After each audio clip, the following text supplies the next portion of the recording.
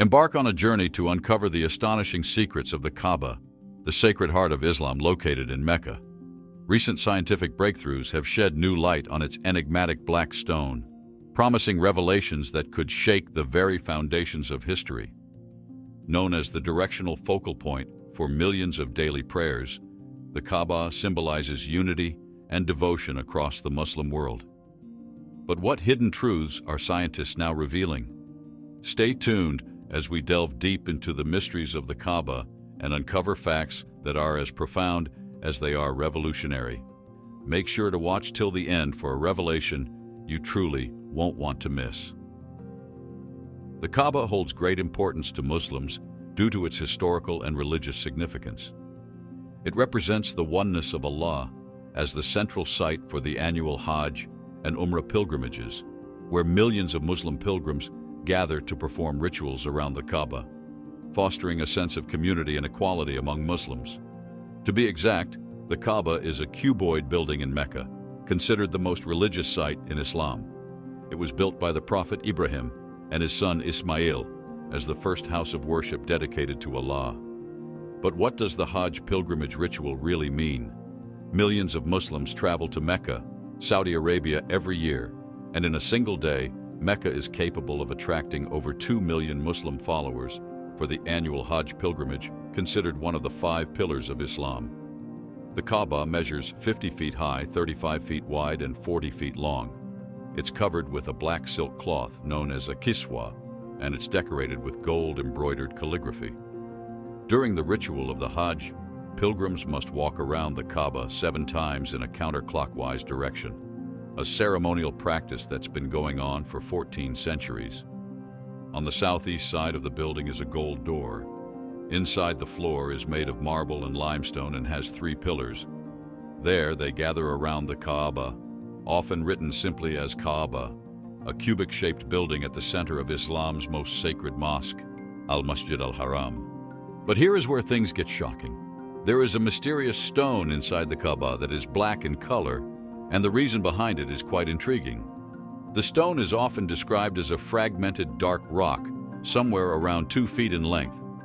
According to Muslim tradition, the stone was originally white, but turned black from being in a world where it absorbed humanity's sins. When people came to see it and touch it, it absorbed their sins and turned blacker with each sinner's touch. Its surface is blackish in color, but there is speculation that this is due to how much it has been touched, along with the oils with which it is anointed. First described in Western literature in the 19th century, Swiss traveler Johann Ludwig Burckhardt visited Mecca in 1814 and provided a detailed description of the black stone in his 1829 book, Travels in Arabia. It is an irregular oval, about 7 inches in diameter, with an undulated surface composed of about a dozen smaller stones of different sizes and shapes, well joined together with a small quantity of cement and perfectly well smooth. It looks as if the whole had been broken into as many pieces by a violent blow and then united again.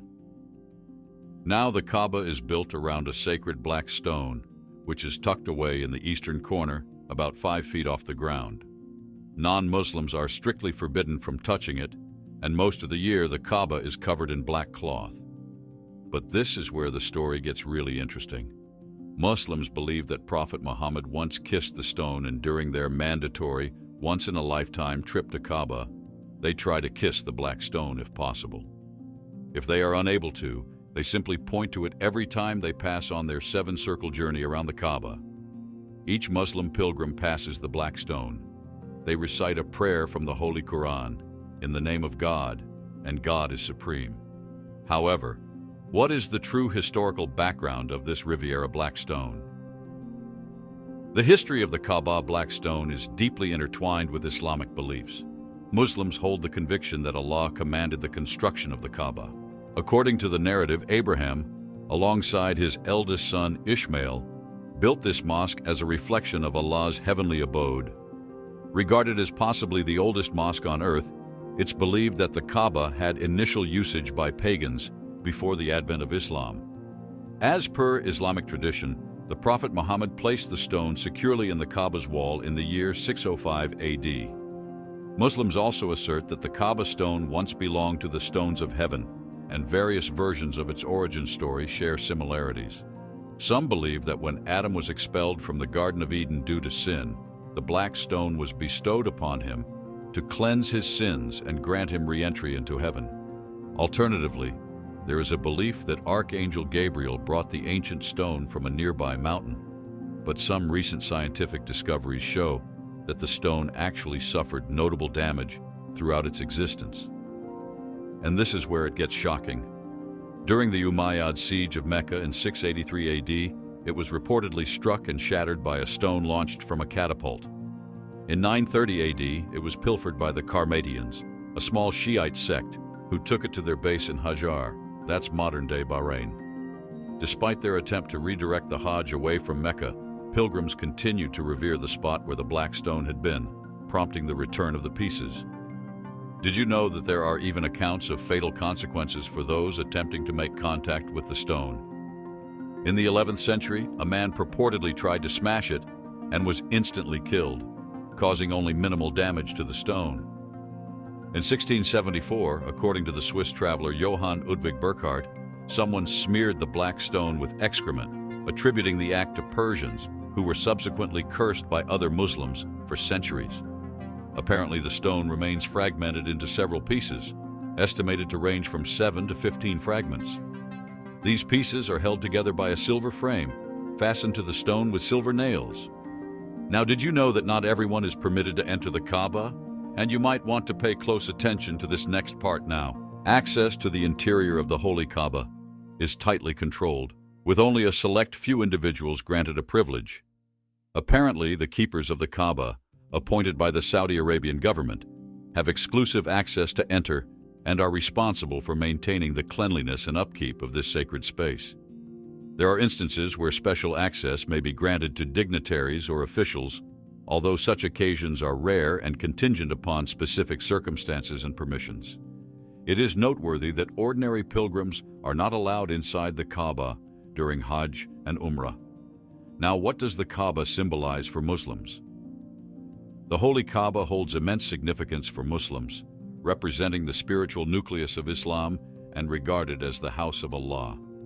Serving as a symbol of unity, devotion, and oneness of Allah, the Kaaba holds a central place in the religious practices of Muslims.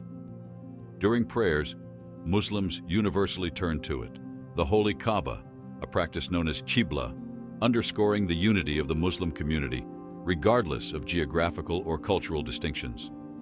The Kaaba is a focal point during the annual pilgrimage, Hajj, one of the 5 pillars of Islam.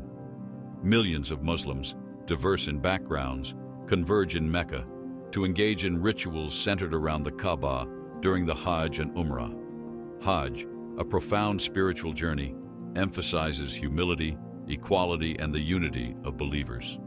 Similarly, Umrah, often referred to as the lesser pilgrimage, carries great importance for Muslims globally. Involving a series of rituals focused on the Kaaba, Umrah offers believers the opportunity for spiritual closeness to Allah. Unlike Hajj, Umrah is non-obligatory, allowing Muslims to undertake the pilgrimage at any time of the year. The rituals of Umrah, including Tawaf and Sayyid, are performed with deep devotion and reverence.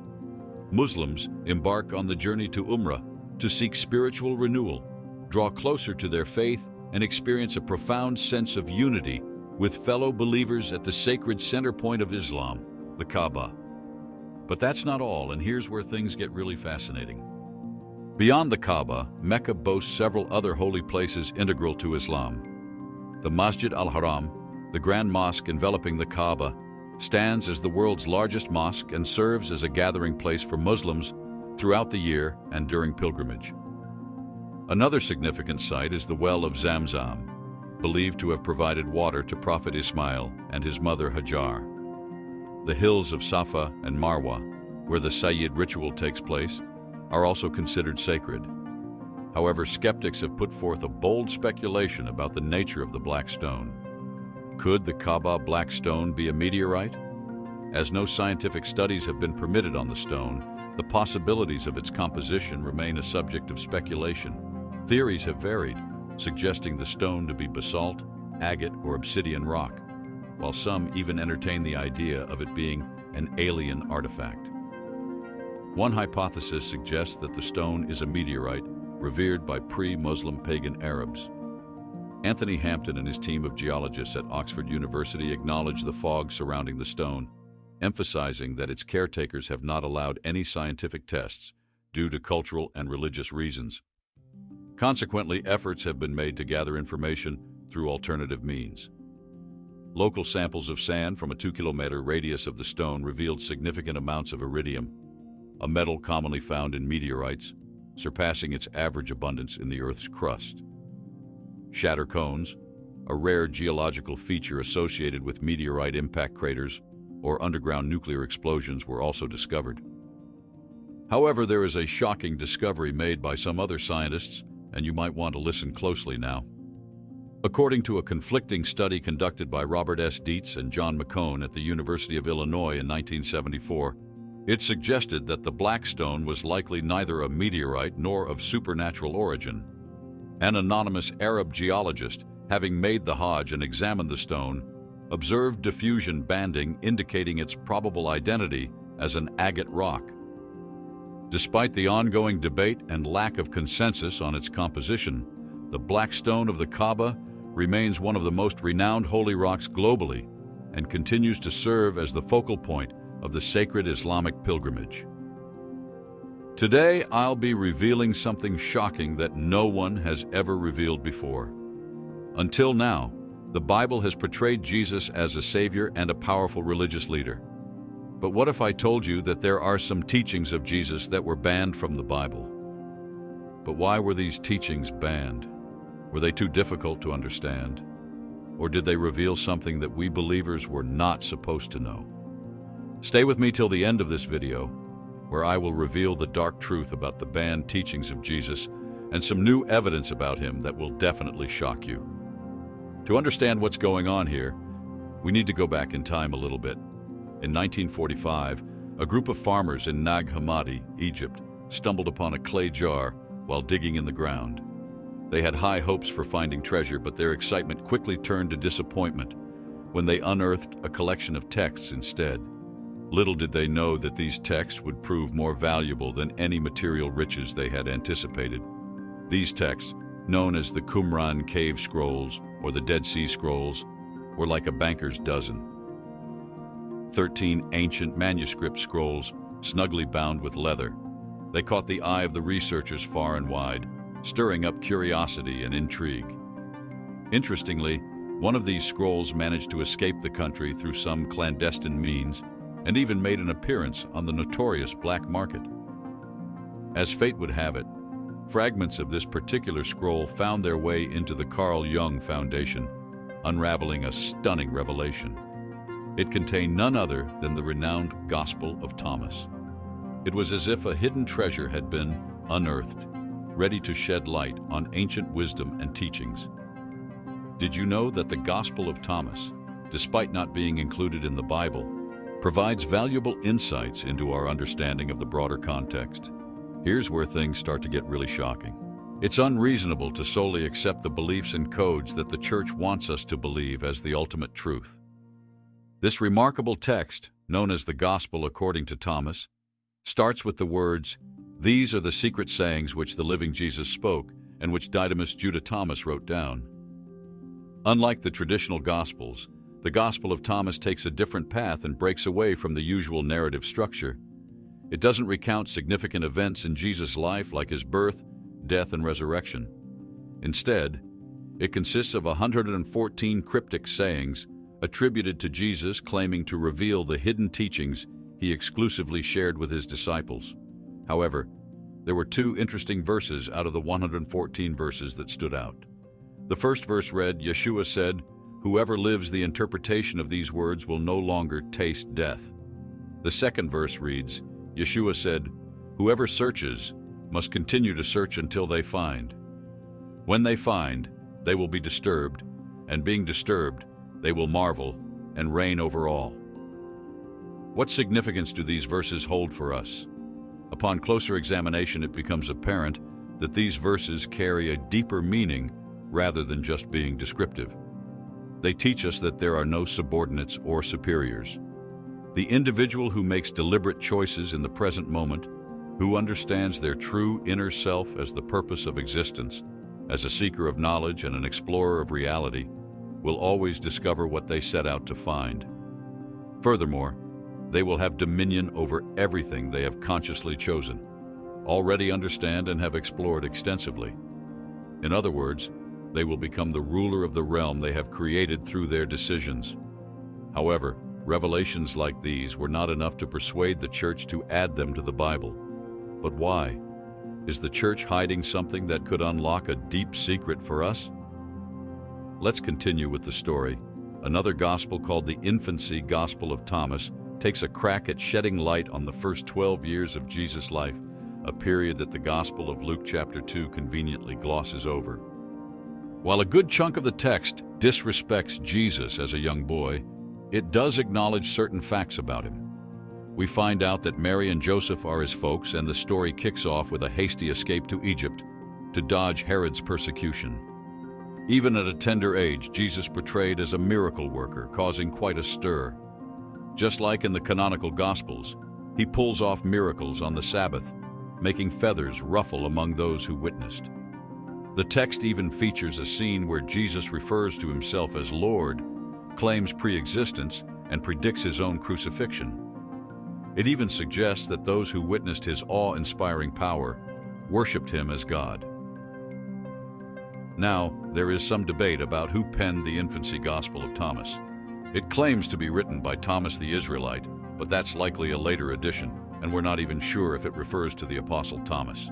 Regardless, there's no way the document could have been written by the apostle given its late writing and lack of knowledge about Jewish life and customs in the first century. It's pretty clear that the author took inspiration from the Gospel of Luke, as they rely on Luke's accounts of Jesus' life, the Sabbath, and the Passover. Interestingly, the text portrays Jesus as a child prodigy, pulling off numerous miracles in Nazareth, which contradicts Luke's depiction of the Nazorians' astonishment at Jesus' initial messianic teachings. They seemed clueless about the fact that he was more than just a humble carpenter's son. The Infancy Gospel of Thomas contains some rather twisted and unsettling portrayals of Jesus. He's often depicted as quick-tempered, vengeful, and disrespectful, almost as if he is being molded to resemble mischievous Greek mythological gods or pagan child gods from ancient times. In fact, Jesus seems to have more in common with pagan deities than the Christ that we know from the canonical Gospels. Some scholars, like Ron Cameron, reckon that the Infancy Gospel of Thomas was crafted as a piece of Christian missionary propaganda. The aim was to showcase Jesus' divine nature in a way that would resonate with pagans being converted by early Christians. These non-believers had their own set of Greco-Roman or Egyptian gods, and the Infancy Gospel of Thomas drew parallels between Jesus and these gods, do impress the Hellenistic Egyptian and pagan sensibilities. Once scholars had a copy of the whole thing, it was possible to see it for what it was. Yet another Gnostic-influenced gospel written in the 2nd or 3rd century, long after the canonical Gospels were penned. The Gospel of Thomas presents itself as a collection of sayings of Christ as written by Thomas the Apostle. A few of these sayings are genuine because they were taken from the canonical Gospels. Others combine bits of things said in the true Gospels, and still others are wholly made up, not only lacking any basis in the Gospels, but also contradicting things taught in them. Consider, for example, verse 114 of Thomas contains, "Simon Peter said to them, 'Make Mary leave us, for females don't deserve life.' Jesus said, 'Look, I will guide her to make her male, so that she too may become a living spirit resembling you males. For every female who makes herself male will enter the kingdom of heaven.'" This is just wacky. Jesus was a great respecter of women as women. He didn't need them to become or behave like men. After all, as the Creator, He Himself had made them male and female, and so, whether one is a man or a woman takes no difference in salvation. As St. Paul said, "There is neither male nor female, for you all are one in Christ Jesus." The so-called Gospel of Thomas is a fake. It was written between 1 or 2 centuries after the Apostle Thomas's death. It contains some authentic sayings of Jesus because it is partially based on the canonical Gospels. It contains a bunch of stuff that is silly. It wasn't written under the divine inspiration. It doesn't belong in the Bible.